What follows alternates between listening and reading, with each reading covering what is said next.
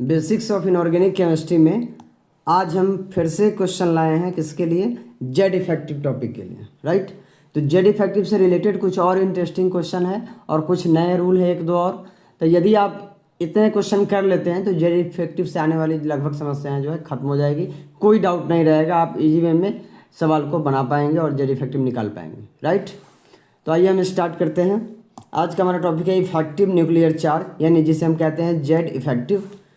इससे पिछले लेक्चर में हम लोग डिस्कस कर लिए थे जेड इफेक्टिव क्या होता है, कैसे निकलता है, कुछ सवाल भी किए थे और आगे का कुछ सवाल आज करेंगे। लेकिन उससे पहले एक दिया हुआ है रूल, देखिए क्या लिखा हुआ है।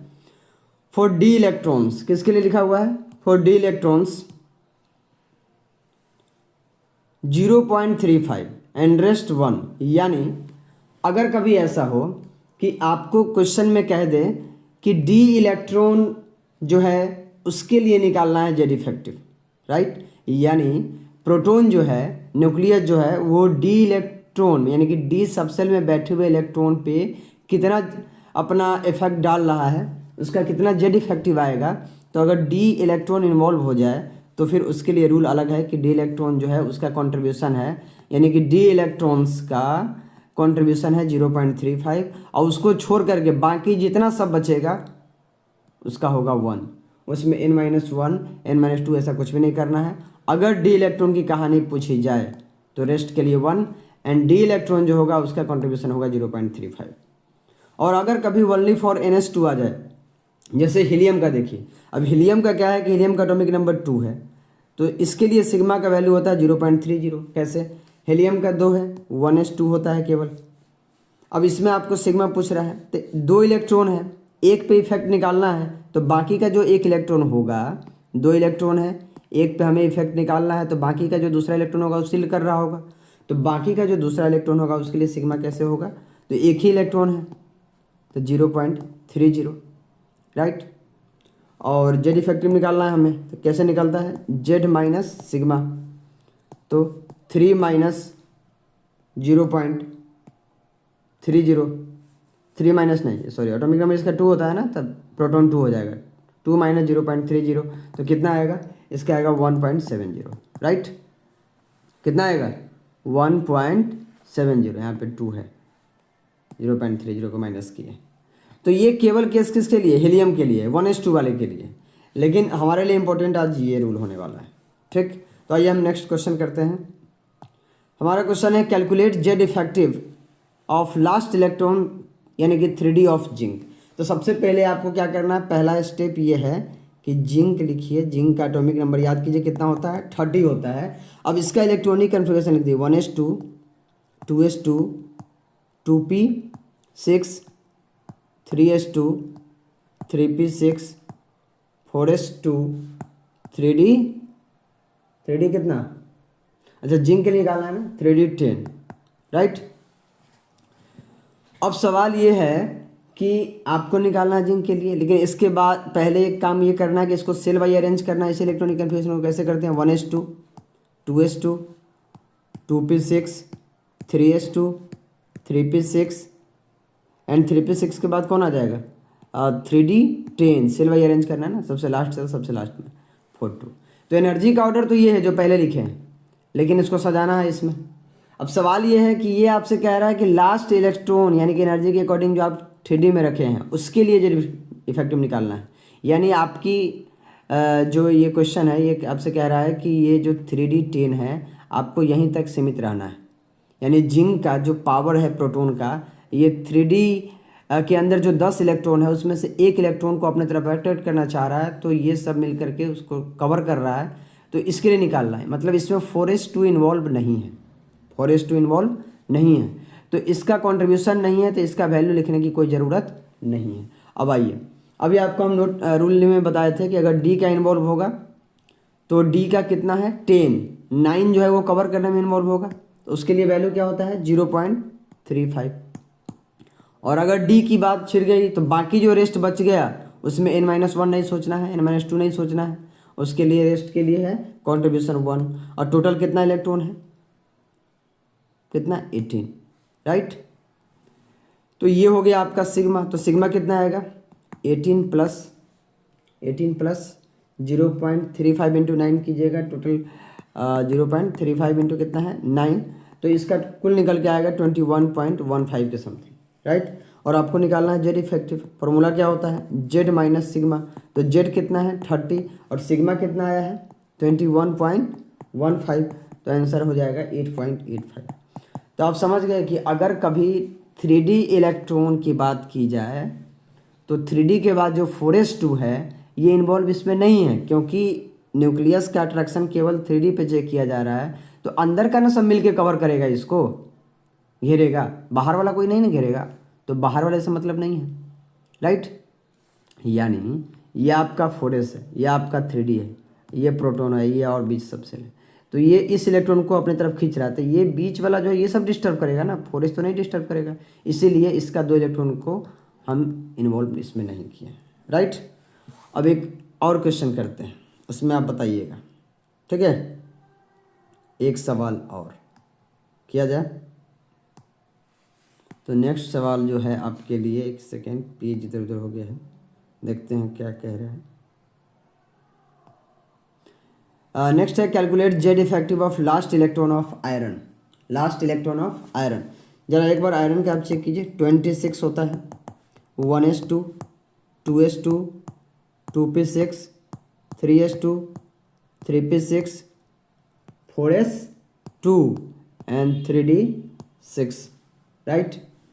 अब इसका कैसे लिखेंगे, कैसे लिखेंगे भाई, तो इसको पहले सेल वाइज अरेंज करेंगे। 1s2, 2s2, 2p6, 3s2, 3p6, 3d6, 4s2 बाद में आ जाएगा ना लास्ट सेल वाइज अरेंज किए। अब सवाल ये है कि लास्ट इलेक्ट्रॉन के लिए कह रहा है, तो आपके अकॉर्डिंग एनर्जी के हिसाब से जो आप लिखे हैं ना ऑर्डर में, वही है लास्ट इलेक्ट्रॉन, क्या है 3D है, एनर्जी के अकॉर्डिंग सोचना है। तो जब लास्ट इलेक्ट्रॉन आप 3D में रखे हैं तो आपके अकॉर्डिंग कहानी तो यहाँ पर घूम रही है 3D के पास, 4s तो इसमें इन्वॉल्व है नहीं क्योंकि ये बाहर है, और ये अंदर ये सब जो है कवर कर रहा है। 3D में जो 6 इलेक्ट्रॉन है इसमें से भी तो 5 इलेक्ट्रॉन कवर कर रहा है, तो 5 इलेक्ट्रॉन सील करने का काम कर रहा है। और जब भी डी की कहानी होती है तो डी के लिए होता है 0.35, 5 इलेक्ट्रॉन इसका कवर कर रहा है 3/5 प्लस। अब बाकी जो रेस्ट बच जाता है, बाकी रेस्ट टोटल, चाहे वो 3p का हो चाहे 2p का, कोई भी, उसके लिए होता है 1, अभी रूल में बताए थे। और टोटल कितना इलेक्ट्रॉन इधर है 18, कितना इधर 18 है ना, तो इसका आप निकालिएगा तो कितना आएगा, तो इसका सिग्मा आप कैलकुलेट कीजिएगा, इन दोनों को जोड़िएगा तो सिग्मा आपका आएगा लगभग 19.75, कितना 19.75। और आपको तो निकालना है जेड इफेक्टिव, तो जेड माइनस सिग्मा, जेड कितना है 26, सिग्मा कितना आया 19.75, तो कितना आ जाएगा भाई 6.25 के समथिंग में आएगा, राइट। समझ में आया या नहीं आया।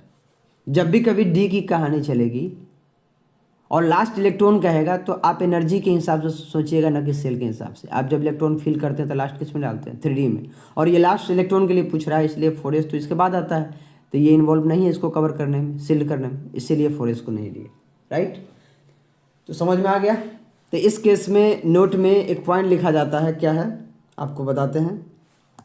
नोट क्या है कि right side of the group do not contribute towards sigma, यानी ग्रुप का जो राइट साइड का होगा वो सिग्मा के रूप में कंट्रीब्यूट नहीं करेगा।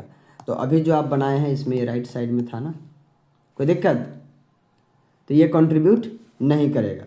अब एक और सवाल कर ले, calculate Z effective of 11th electron of chlorine, यानी क्लोरीन के अंदर जाना है और उसका 11 नंबर का जो इलेक्ट्रॉन है उसके लिए जेड इफेक्टिव कैलकुलेट करना है। तो देखिए Cl का होता है 17, 1s2, 2s2, 2p6, 3s2, 3p5। अब देखो भाई डी का कहानी तो अभी नहीं चलने वाला है ना, 3p पे आ गए हैं, डी का कहानी नहीं चलेगा, तो 0.35 और फिर बाकी रेस्ट के लिए 1, ये सब नहीं होने वाला। जो पिछले लेक्चर में हम रूल बताए थे वो होने वाला है कि nth के लिए क्या होता है, NsNp के लिए 0.35, और n-1 के लिए क्या होता है, n-1 के लिए क्या होता है 0.85, एंड रेस्ट के लिए क्या होता है 1 होता है। ये कहानी चलेगा। तो कह रहा है 11वें नंबर का इलेक्ट्रॉन कौन है भाई, 2 2 4 6 4 10 और 11, तो इसी में जो 3s2 है इसी का एक इलेक्ट्रॉन पे निकालना है। तो एक इलेक्ट्रॉन पे निकालना है तो दूसरा इलेक्ट्रॉन शिल्ड करेगा। अब कोई कहेगा सर ये तो बाहर का थोड़ी शिल्ड करेगा, नहीं, थर्ड सेल के अंदर ही आता है 3s और 3p भी, थर्ड सेल के अंदर ही आता है 3s और 3p भी। इसलिए इसमें से जो एक इलेक्ट्रॉन को आप निकालने जा रहे हैं तो बाकी का ये 5 और इसका एक 6, ये सब इलेक्ट्रॉन मिल करके इसको कवर कर रहा होगा, डिस्टर्ब कर रहा होगा, शिल्ड कर रहा होगा। इसमें कोई फोर्स नहीं है कि ये बाहर चला गया तो इसको इन्वॉल्व नहीं करेंगे। तो आप बताइए कैसे निकलेगा। NsNp के लिए कॉन्ट्रीब्यूशन के लिए क्या होता है 0.NsNp के लिए क्या होता है भाई 0.35। तो 0.35 इंटू 5 और 1 6 इलेक्ट्रॉन कवर कर रहा है, एक पर तो निकालना ही है, प्लस n-1 यानी कि थर्ड सेल, ये एनमा सेल था ना सबसे बाहर का, उससे एक कम वाला सेल यानी कि दूसरे सेल में टोटल 8 इलेक्ट्रॉन है, तो n-1 के लिए होता है 0.85, राइट। और बाकी जो रेस्ट बच गया उसके लिए होता है 1, 2 इलेक्ट्रॉन है तो 2 से गुना कीजिए। तो ये आप क्या निकालना है, सिग्मा निकालना है ना। तो सिग्मा कितना आएगा 2 + 6.8 + 2.1 ऐसा कुछ आएगा। और टोटल कितना आ जाएगा भाई, टोटल आएगा 10.9। और जेड इफेक्टिव कैसे निकलेगा इसका, तो जेड माइनस सिग्मा, तो जेड कितना है, जेड है 17 एंड सिग्मा कितना है 10.9, तो टोटल भाई कितना बचेगा, कितना आ गया 6.1, राइट। तो इसमें किसी को कोई दिक्कत, रूल आपको याद रखना होगा कि कभी भी डी की कहानी चलेगी तो बाकी जो डी है उसको छोड़ के रेस्ट सबका 1 हो जाएगा कंट्रीब्यूशन, और डी का 0.35। और किसी और की कहानी रहेगी तो उसके लिए रूल आपको बताइए दिए, n-1 और रेस्ट जो अभी आप डिस्कस किए।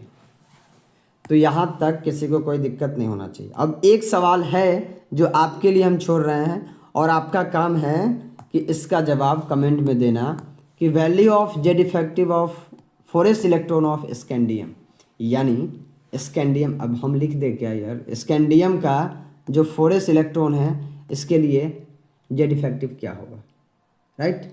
यानी स्कैंडियम के अंदर झांकिए और देखिए कि उसमें जो 4s में इलेक्ट्रॉन है उसके लिए कितना होगा, राइट। तो इसका जवाब हम देखते हैं कौन सही देता है। इसका जेड ऑप्शन दिया हुआ है A4 B3 C2 और डी में है 1। इसमें से आपको बताना है कि 4 3 2 1 में से कौन सही जवाब होगा। इस वीडियो को आप देखिए 1 बार 2 बार जितनी बार हो सके और समझने की कोशिश कीजिए और फाइनली इसको बनाइए और इसका जवाब कमेंट में दीजिए ताकि हमें पता चले कि आपको ये चीज़ समझ में आया है। बस थोड़ा सा इसमें दिमाग लगाना है, ये बन जाएगा, राइट। ओके, तो आज का लेक्चर हम यहीं पे समाप्त करते हैं। जेड इफेक्टिव टॉपिक हो गया ख़त्म। इससे जुड़े हुए कई सारे सवाल हमने किए और भी जब क्वेश्चन प्रैक्टिस के दौरान कभी कभी सवाल आया करेगा जेड इफेक्टिव का तो उसको हम लोग प्रैक्टिस कर लिया करेंगे, right. Thank you so much.